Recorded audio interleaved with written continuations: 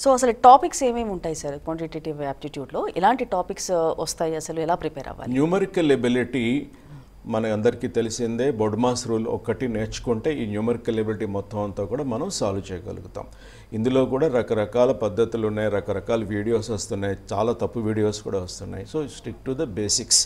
Okay, ఆ తర్వాత మనకి సింప్లిఫికేషన్ అనేది కూడా న్యూమరికల్ ఎబిలిటీలోనే వస్తుంది. ఒకప్పుడు క్లరికల్ ఎగ్జామ్ అంతా కూడా కేవలం సింప్లిఫికేషన్ ప్రశ్నలు మాత్రమే వచ్చేది.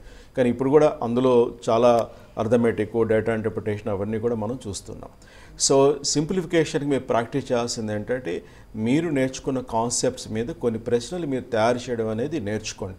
ఆ తయారు చేసిన వాటిని మీరు మీ ఫ్యాకల్టీకి కానీ మీ తోటి ఫ్రెండ్స్కి కానీ చూపిస్తే తద్వారా మీకు కాన్ఫిడెన్స్ అనేది వస్తుంది. ఓకే, అలా చేయకుండా మీరు ఎంతసేపు సాల్వ్ చేసుకుంటూ వెళుతుంటే, వింటూ వెళుతుంటే మీకు ఆ కాన్ఫిడెన్స్ అనేది రాదు.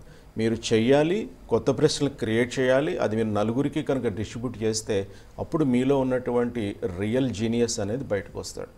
మీకు ఎప్పుడైతే ఒక ప్రశ్న తయారు చేయడం అనేది అలవాటు అవుతుందో, రేపొద్దున ఎగ్జామ్లో మీరు ప్రశ్న చూసినప్పుడు అందులో ఉన్న ట్రాప్ ఏంటో మీకు ఈజీగా అర్థమవుతుంది. ఓకే, సో అందుకోసం మీరు ఖచ్చితంగా కొన్ని ప్రశ్నలు అనేది తయారు చేయాలి. అలాగే అర్థమెటిక్ అనేది మీకు అంతా కూడా తెలిసిందే. సో హై స్కూల్ నుంచి మనం నేర్చుకుంటూ వస్తున్నాం. కానీ ఇక్కడే మనం ప్రత్యేకంగా నేర్చుకోవాల్సింది స్టెప్ వైజ్ కాకుండా ఆన్సర్ ఓరియంటెడ్ ప్రిపరేషన్. అలాగే మీరు ఒక ఫార్ములా బుక్ అని పెట్టుకోండి. అంటే మీకు ఎప్పుడైనా ఒక చాప్టర్ చదువుతున్నప్పుడు, ఒక ప్రాబ్లం చేస్తున్నప్పుడు ఏ ఫార్ములా అయితే వాడుతున్నారో ఆ ఫార్ములాని ఒక చిన్న పాకెట్ సైజ్ నోట్బుక్లో రాసుకుని పెట్టుకోండి. ఒక పేజీకి ఒక ఫార్ములా మాత్రమే, రైట్? 2 ఫార్ములాస్ ఇరికించొద్దు.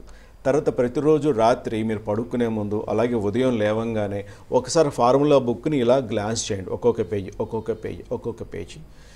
సో మీరు క్లాస్లో విన్నప్పుడు వచ్చిన ఫార్ములాస్ ఒక్కొక్కటి, అలాగే ఫ్రెండ్స్తో అయితే మాట్లాడుతున్న వాళ్ళు ఏదైనా ఒక ఫార్ములా ఇస్తే అది, ఇట్లా మీకు ఆ ఫార్ములా ఎప్పుడు ఎలా వస్తే అది అలా రాయండి. అంతేగాని బుక్ తీసుకుని మొత్తం అందులోనే కాపీ చేయకండి. That is not the way. So మీరు ఫార్ములాస్ అయితే ఎప్పుడైతే ఒక బుక్ రూపంలో రాస్తారో, అరే ఇన్నేనా ఫార్ములాస్ ఉన్నాయి, మీకు గట్టిగా కొడితే ఒక 50-60 కన్నా ఎక్కువ ఉండవు. ఓకే, దీనివల్ల ఏంటంటే తక్కువ ఫార్ములాస్ ఉన్నాయన్న సంగతి మీకు తెలుస్తుంది.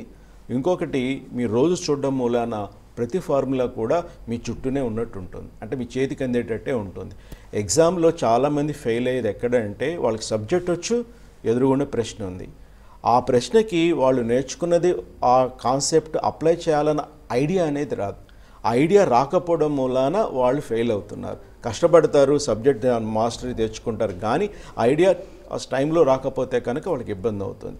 సో ఎప్పుడైతే మీరు ఫార్ములా బుక్ మెయింటైన్ చేస్తారో మీకు ఐడియా రావడం అనేది చాలా ఎఫెక్టివ్గా ఉంటుంది.